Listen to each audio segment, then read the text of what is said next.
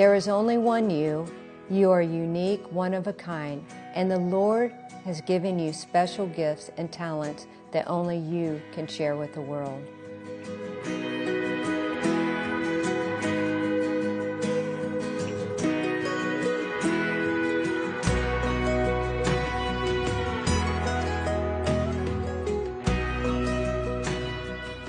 Beautiful singer-songwriter Lee Newton came from humble beginnings. Having seen her share of hard times growing up in Canton, North Carolina, she began singing in church when she was 5 years old. Her love of music grew as a child when her daddy, a cab driver, played country classics like Hank Williams, Loretta Lynn, Tammy Wynette, and Patsy Cline, while she rode around town with him in his taxi going on calls. Today, her soulful voice, heartfelt lyrics, and faith have touched the hearts and audience across the world. And it was all in God's timing. This is her story. This is Today's Nashville. This is faith. Lee, I am so excited to sit down with you today. Welcome to Today's Nashville. Thank you so much, Terry, for having me here. You know, I have been following you on social media. You're everywhere, and things are just really happening for you. I'm telling you, God has worked so many miracles and pulled so many strings for me in these last few years. It's just unbelievable. Let me take you back to I want to find out more about you. Let's start from the beginning. Well, when I was a little girl, I grew up in Canton, North Carolina. And I was a cab driver's daughter. My dad drove a taxi cab for Champion Cab. And in a little town, it's called Papertown, USA, next to the paper mill, which is no longer there. They just shut it down. Yeah, but I grew up listening to country music with my dad, and that was my escape to go ride around with him during the summer. And one year, I think I was about 7 years old. My dad had his guitar at the cab stand, and I picked it up, and I started just planking around on it, you know, and he was like, okay, you know, I'm going to start teaching you how to play the guitar. So he started teaching me how to play the guitar, and he would start recording me and him singing together, you know, Rolling in Your Sweet Baby's Arms, and, you know, all the Hank Senior's songs, and Patsy, and I just fell in love with it. And it was just something that bonded me and my dad together. You know, he passed away when I was 11. Oh, no. And so... was it quick or was it true? Well, you know, after I was born, he started having a lot of heart attacks. And, you know, he did work a lot. He worked, you know, 7 days a week, months at a time.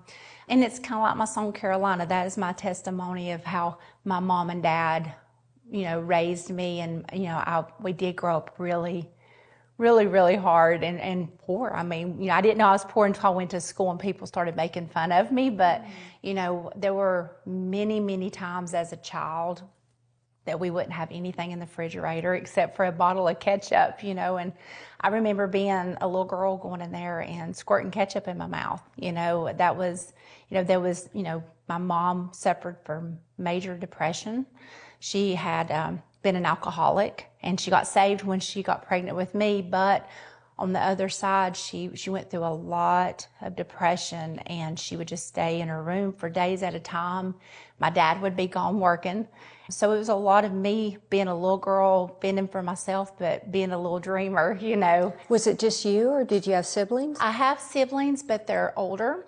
My sister is 8 years older than I am, and then my brother is 12 and then 16. So they were all older than me. And so it was basically me and, you know, my mom, when she would have her highs, she would just be a little dreamer herself, you know, and one thing about it, she always took me to church. It didn't matter. We were in tent revivals. We were in, you know, every church service that we can be in. My mom had me there, and she started getting me to sing in church when she started seeing the love that I had for music.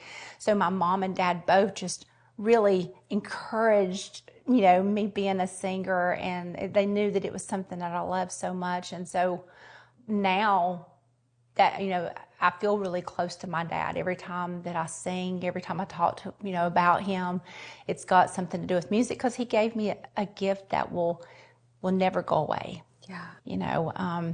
If I'm sad, hey, I can turn on a song that helps soothe me. So, What about after he passed away? What were those years like?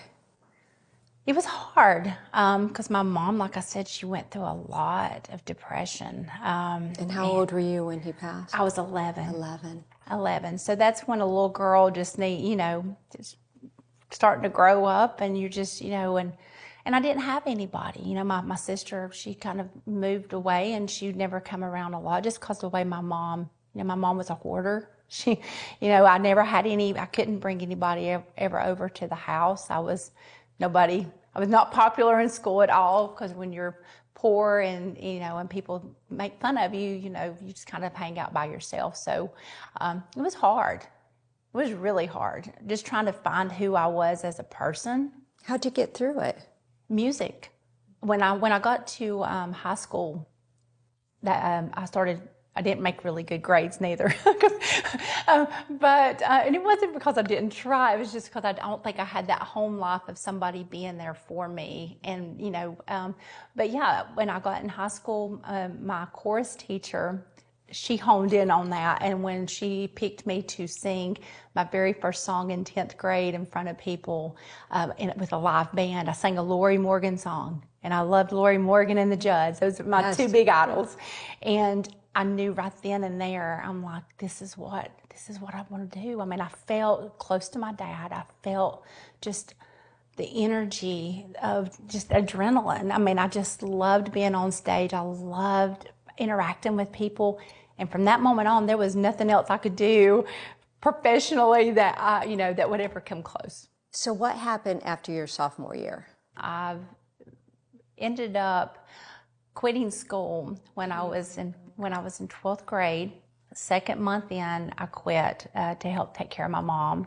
I got a job when I was 14, and I would take care of my mom. And when it came down to working or school, I had to pick to work to take care of her. And was she getting worse? She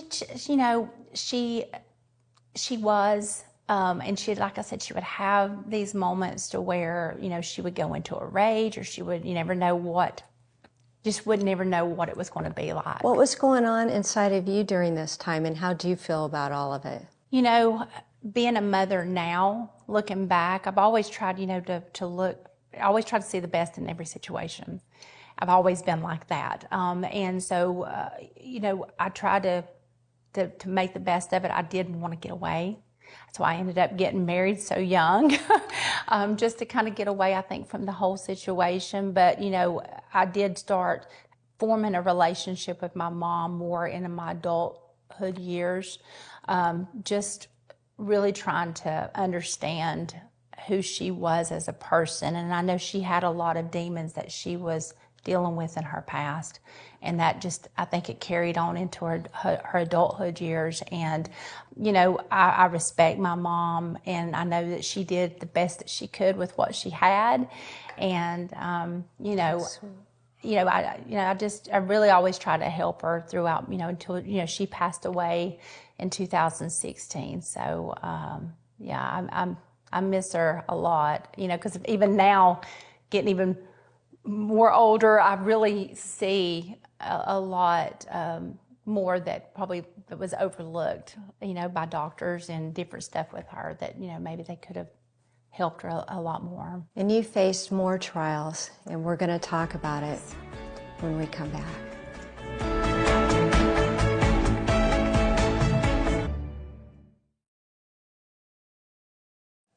Lee, you told me about you getting married early. What was it like? The last several years, it became abusive, and it was really hard. And, I have little cash man. I have 2 older kids, but I have my little boy that's 7 years old. And when he was 4, that's when I ended up having to flee from a situation that it got to where it was in front of cash. And I knew From that moment, I had to get out. I had to get away. I had created this world where everybody didn't even know what was going on. They just saw this smile on the outside, you know, and they didn't know what was going on behind closed doors. And so that day, I ended up leaving and literally running with my little boy. I had no shoes on. And he had no shoes on, and it was morning, and I ran out the door and left everything.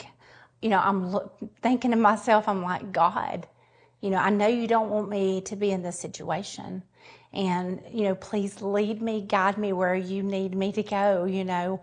And in that moment, I felt a peace, even though he had wiped all the money out of the bank account, had nothing. I had no place to live. I was basically homeless with a little boy.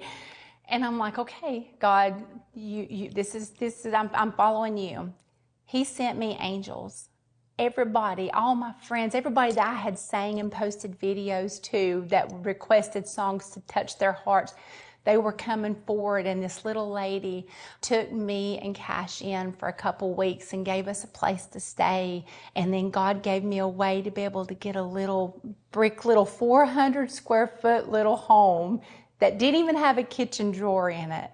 But all of my friends came together and they helped me decorate it, and I had everything I needed.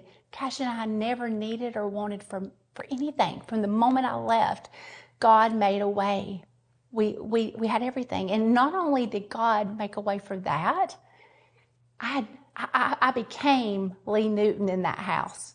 That house, you know, made me who I am as a person, as an artist. I started writing my songs, and I started writing Strength of a Woman during that moment. Tell me about that. I was on my way to the lawyer's office, and I had to come up with $5,000 for this retainer fee.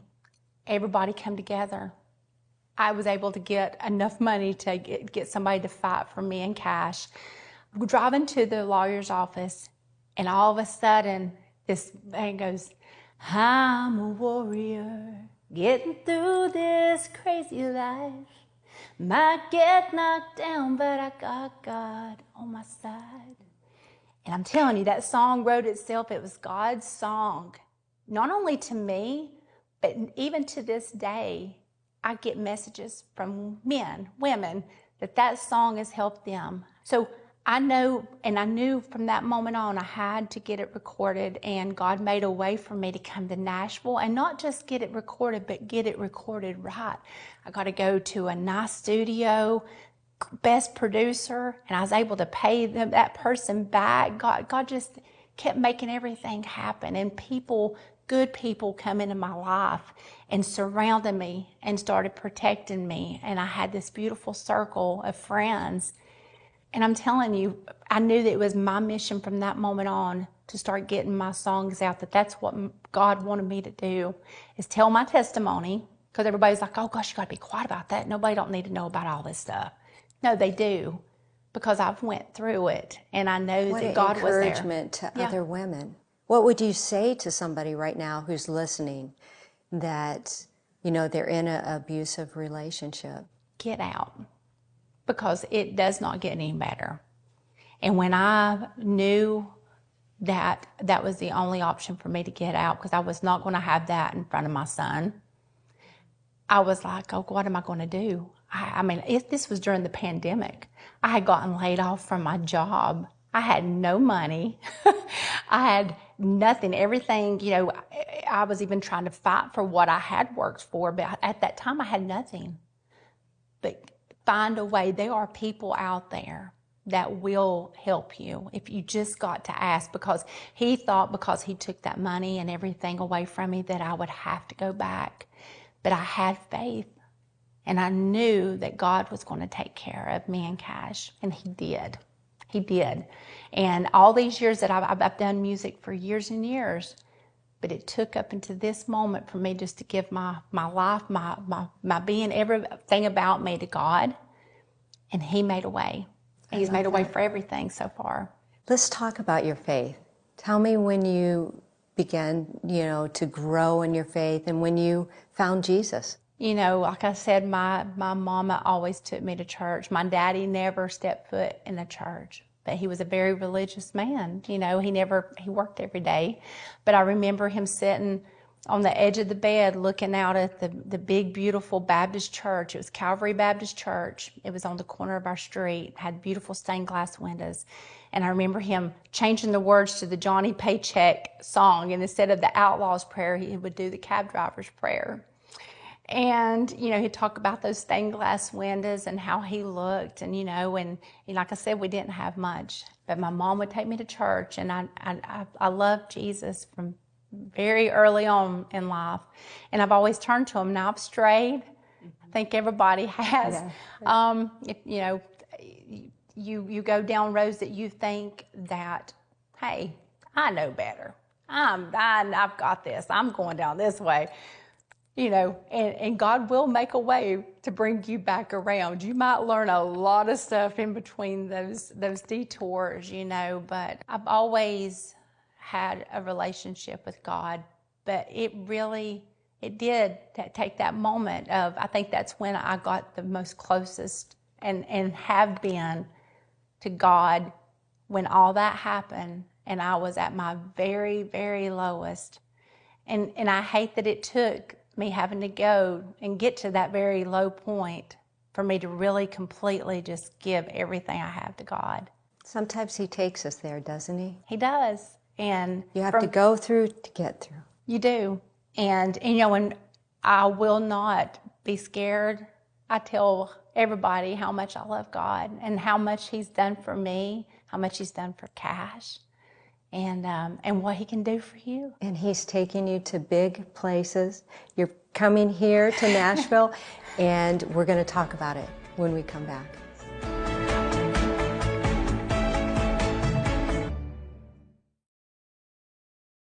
Lee, you were talking about the time where God really had you in a place a couple years ago, and you started discovering who you really were.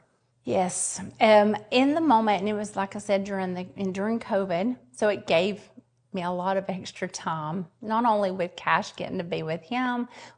I was just trying to find out who I was as a person. And in my songwriting is where, that's where I started really writing a lot. And I started pulling from everything that I had went through in my past. And when I started writing those songs, I would put them out on social media.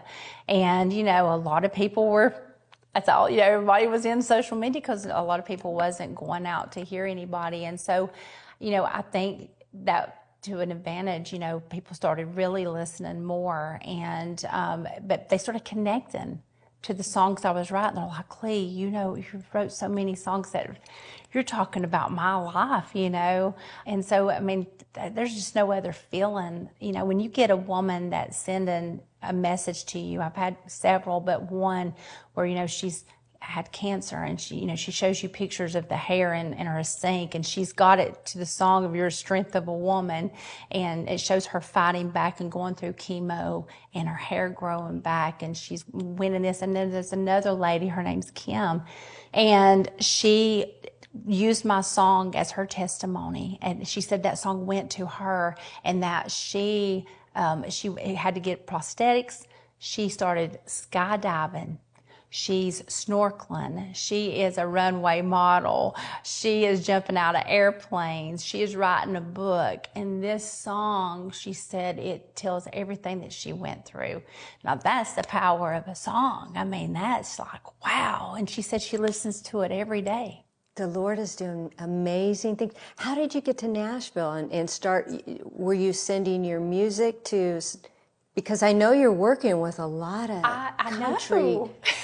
I know, it's legends. God. It is God. So I know. Tell me about that. So, I'm very big on social media. I feel I'm like, wow, and I've been very open.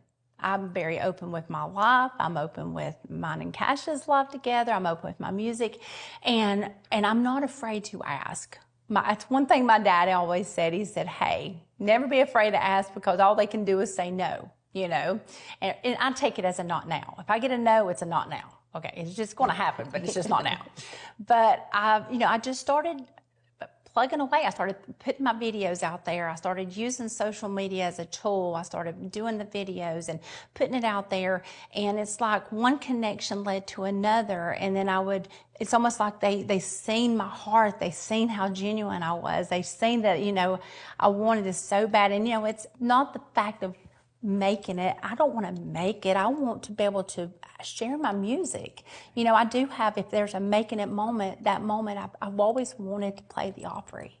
Always. Well, you're getting ready, aren't Well, you? I'm not the Grand Ole Opry, but I do get to play. I just found out yesterday I get to play on the Grand Ole Opry stage at the JMA Awards at the Opry House. So that's exciting. I will be able to have that moment with my dad, because in that song, and I get to sing Carolina, which is a song about my mom and dad, and the very last lyric of it is, tonight I'm on this Opry stage, I can almost see my daddy's face, proud of his girl from Carolina. And I finally get to say that, because normally at all the places that I've been able to open up for and the people, I have never said the Opry stage. And that's what's actually in the song, so I'll get to say it this time. So, but God started putting people in my life, and like I said, the circle, and it's like one person led to another, You're working with T. Graham Brown? We're getting ready to release a single, Precious Lord, Take My Hand. Can you sing a little bit of I one can. Let's see. Precious Lord, take my hand, lead me on, help me stand. I am tired, I'm weak, I'm worn. Through the storm, through the night, lead me on to the light. Oh, take my hand, precious Lord, lead me home. That's beautiful. Yeah, I'm doing that with T. Graham. I mean, it's just this album and the gospel album, I'm telling you, I knew after I released my country album, Unleashed, I told God, I'm doing a gospel album. I don't know how, because I had spent everything I had on Unleashed. I don't have a manager. I do everything on my own. I do my pictures. I do everything, my videos, everything on my own. And I'm like, okay, God, you want me to do this gospel album? I want to do it. Let's make it happen. And by gosh, he did. Larry Strickland helped produce so many tracks on there. Ben Isaacs is on there. Rhonda Vincent is on there. Deborah Allen is on there. Joe Bonzo with the Oak Ridge Boys.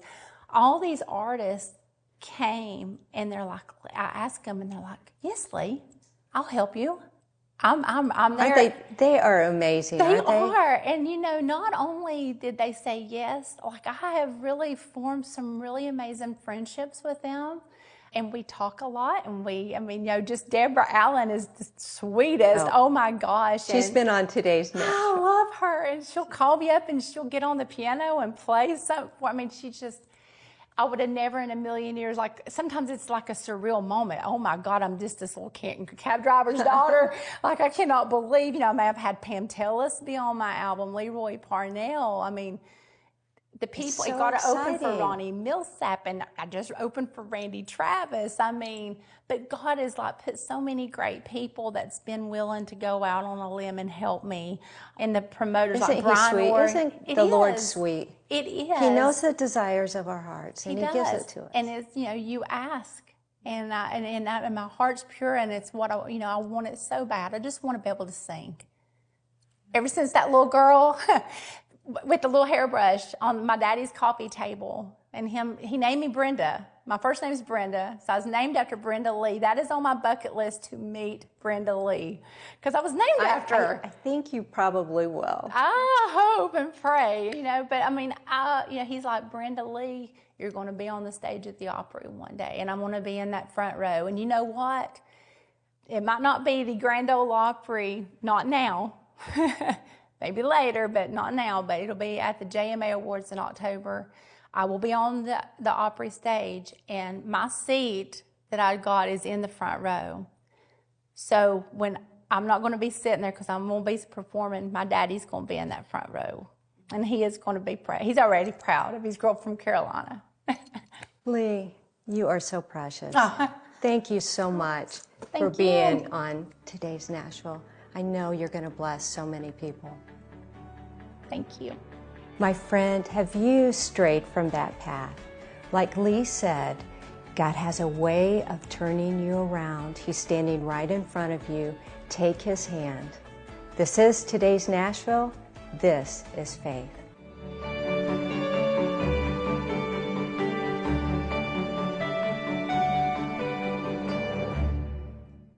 Cornerstone Television wishes to thank all our faithful viewers whose consistent prayers and financial support have made this program possible.